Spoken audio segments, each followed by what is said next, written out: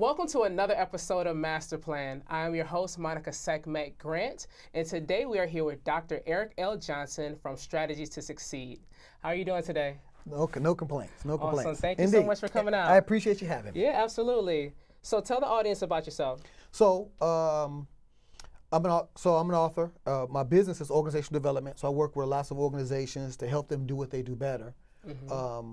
My primary purpose, as I live and breathe, is I want to invite others to find their best selves and explore a path to share space with that as often as possible. Right, right. So that becomes the goal and the mission of my organization. Like, those sound like great words. Like, what does that really mean? What does that look like? Right. So it has to be vague, right? Because it looks different for every individual. So there is no recipe for how each one of us finds our best selves organizationally, as a family, as an organization, as an individual. There are no recipes, but there's some principles, some guiding principles that we can use that operate in our efforts to experience the highest success we can achieve. Wow, wow. So how did you get involved in this? Because this is like a lifestyle. This is a movement right here, you know? No question. Yeah. How did you get here? So I spent 10 years in the public schools in between teacher and administrator. But the last 15 years I've been in university roles. And I've spent about 5 years traveling the world, and my research was about diversity and dealing with issues of difference. And one of the things I found as I was in Russia and China and different countries in Africa and South America is that as I was learning more, the world wasn't changing. Mm-hmm. The world was what it was 5 minutes before I learned whatever it is I learned. Mm-hmm.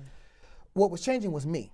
And so that invited me to rethink what I thought my purpose was, and invited me to think what I wanted to do while I was here. Because we ain't gonna be here that long. That's right. That's right. You know, our minutes. So I'm just trying to make my minute count. And so I got into this work because it became apparent to me that I had spent a great deal of my career chasing paychecks and titles and organizations. And I realized that left me in many ways unfulfilled. Right.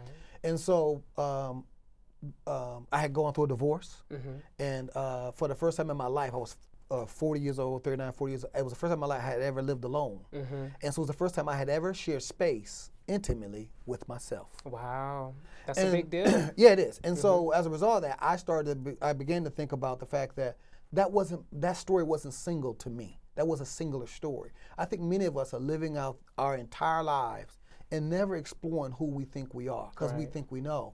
And so that was the journey for that. And so now I want to invite as many people as I can to explore what they think it means to be their best selves. Right. Now, what does it mean to be your best self? Like I guess when you, so let me ask you this, who is your ideal client?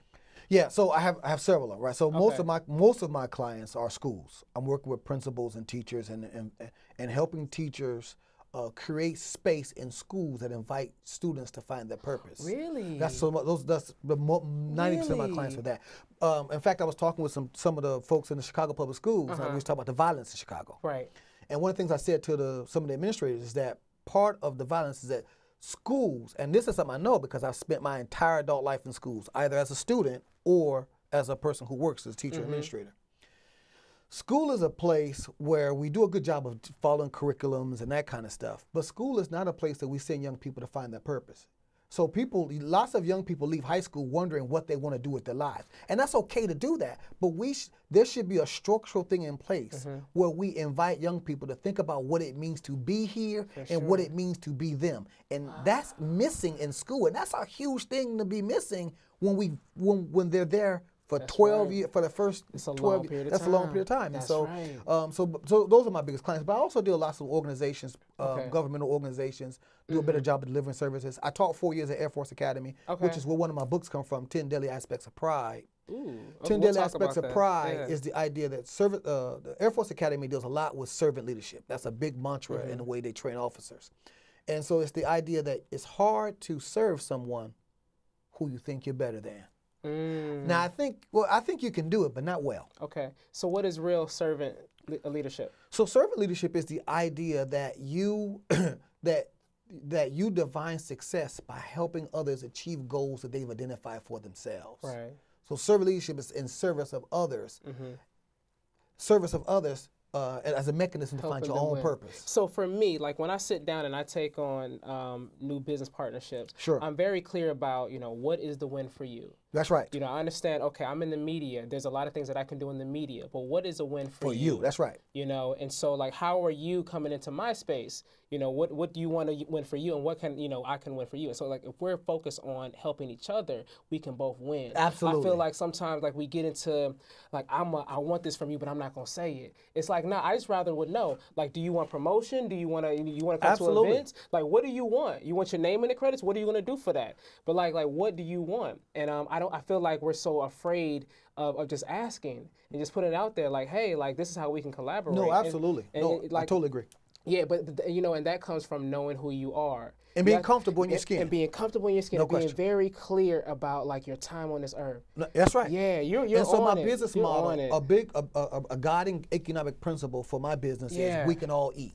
We can all eat. We can all eat. Right. We can all eat, right? And so I use that language because people can come at that wherever you are, you can come at that, right? For sure. And for so sure.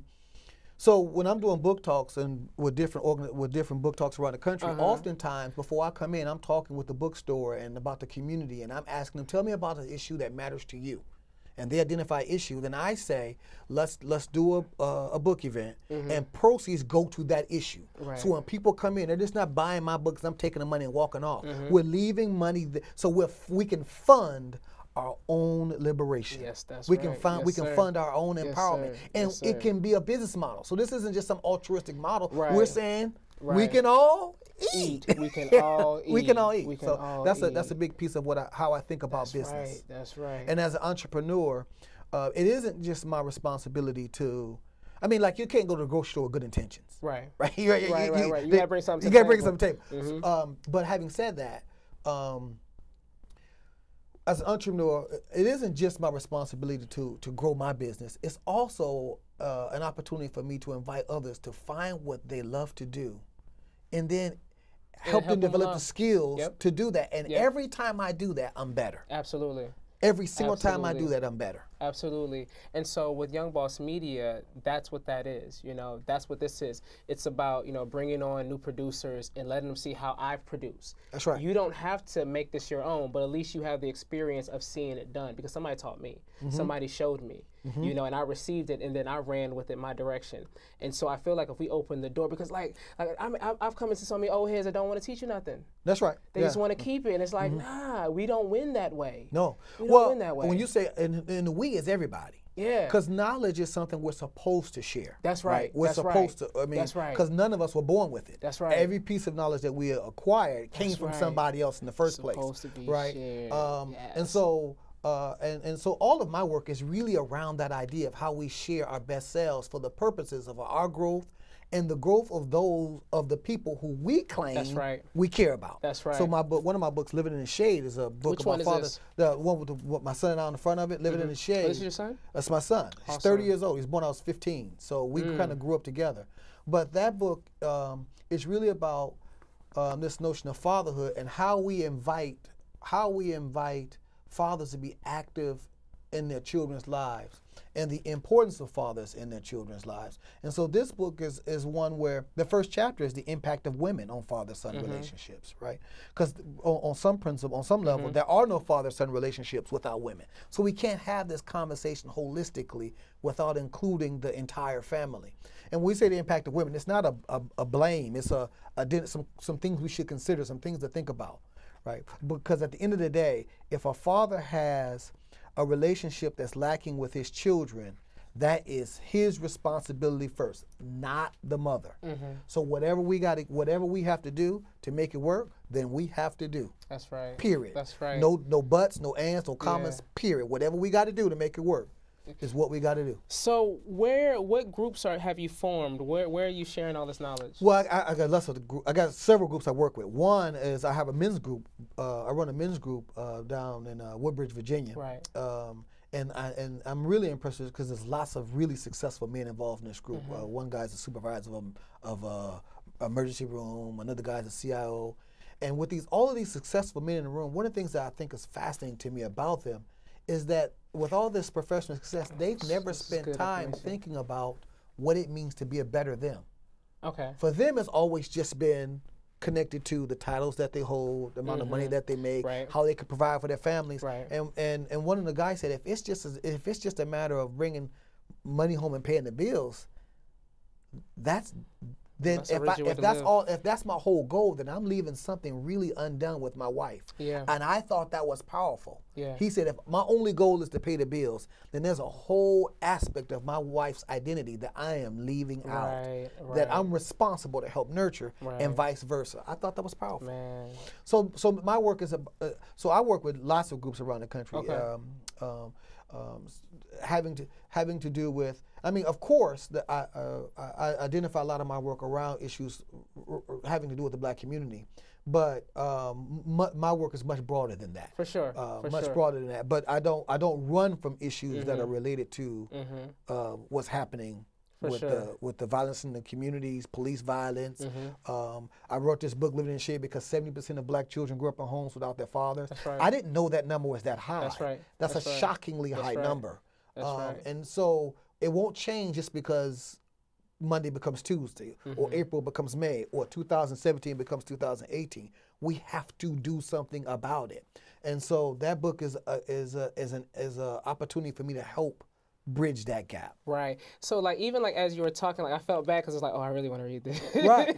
And I appreciate that. But, so I had to close it. Because my son writes from the perspective of having an active father in his life, his entire life. So you wrote it together. We wrote it together. So he's writing a chapter, I'm writing a chapter, and we send it to the publisher, and the publisher's giving us feedback. My favorite chapter in the book is a chapter my son wrote, and the title of the chapter is, How Do I Forgive My Father's Flaws? Wow.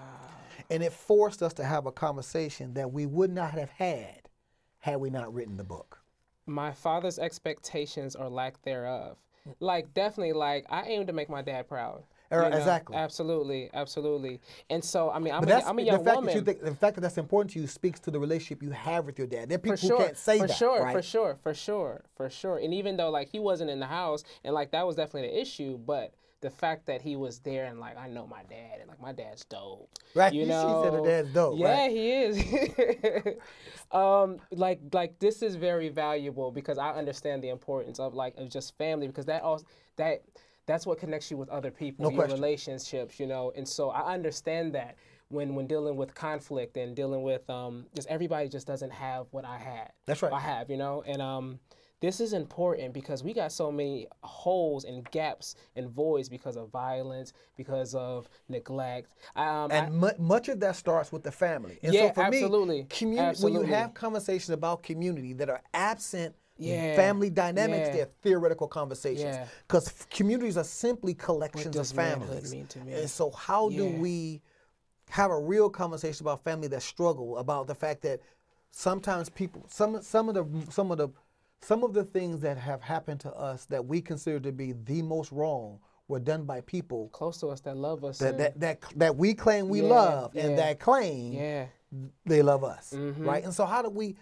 operate in that space? And those are important conversations to have. Because it's very hard to say, because I believe in empowerment. I believe in, you know, giving people that hope. But it's also very hard for people to see the long-term vision when right in front of them is despair, or like loved ones hurting them, or you just don't have that on a constant, like whatever you grew up with is not a reflection of what I'm saying. I get that, you know. That's right. And so like the conversation of entrepreneurship for some communities has to be about healing, about compassion, about community. You know, and so we have to change the narrative about what success is. And also, you know what, you might be 50 and have issues. Let's go back and use like material like what you're offering to be able to heal us, because as long as you're on this earth, you got time to repair. And so that makes me think about my first book. Man, Beyond, let's go through 'em. Yeah, so my first book, I Beyond, love you. Yo, stop, I You appreciate it. But my Beyond Self-Help, A Journey to Be Better, that book is really about us owning our growth. Us owning our happiness, us owning our own joy. And we can't farm that out, right? That we can't expect other people to make us happy. That's right. We have to share the happiness and the joy that's in us. And so that book has activities in it that invites the reader to get to know themselves. This is not a rah, you can go do what you want book. This book is about work. So of all my books, it's the shortest, but it's the most work because the work is in the living. The work is not in between the covers of this book, right? So it's got some activities in it where it invites the reader to think about what it means to be here, and ask the reader to answer some questions that helps them guide themselves on the path that they say they want to be on. What is my responsibility to be better when growth is inconvenient? Growth is always inconvenient. Right. That's right. I know me personally, I have been kicking and screaming. I have been dragged kicking and screaming to a growth moment many times. And how do you get through it? Being committed to yourself. I think it's difficult to invite other people. I think it's difficult to expect other people to commit to you when you have not committed to yourself. I agree. Right? And so that book is about how do we commit to ourselves. I agree.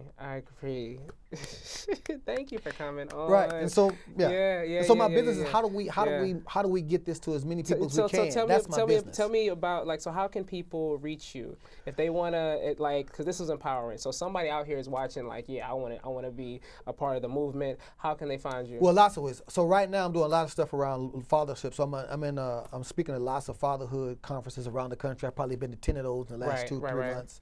My website is Strategies2Succeed.biz. That's my business. People can go to our website, get in contact with me. And so, from my web, and of course we're on Instagram. I'm on Instagram, Dr. Eric Johnson. Okay. And your ideal clients are schools and organizations, organizations. Or I do with both, but governmental organizations. I did some leadership training with the federal government. Okay. So my clients are people who understand that there are gaps between where they are and where they want to be, and how do they develop mechanisms to close the gaps. That's what I help people do. Right? So, awesome. So most of my career is about leadership development, about individuals, but organizations are made up of people, and the leadership speaks to the values of your organization. Absolutely. I think what you're doing is amazing. There's a lot of healing that needs to go on across the planet. Absolutely. There's a lot of violence across the planet. I agree. And so we need to do our work on ourselves. And so I think what you're doing is amazing. Thank you for coming on. I'm so happy that you're in town. Get home safely. Thank you. Yes, absolutely. Please go check out Strategies2Succeed.biz. Dr. Eric L. Johnson is an amazing man. What he's doing is really putting in the work and the effort to help people change their lives from within. And that's what we have to add to this movement. Sometimes it's a lot of rah-rah, but we got to take care of ourselves, ultimately self-survival, self-preservation. So thank you, and that was another episode of Master Plan. Stay tuned. If you would like more, please go to YoungBossEconomicClub.com. God bless you all. Peace.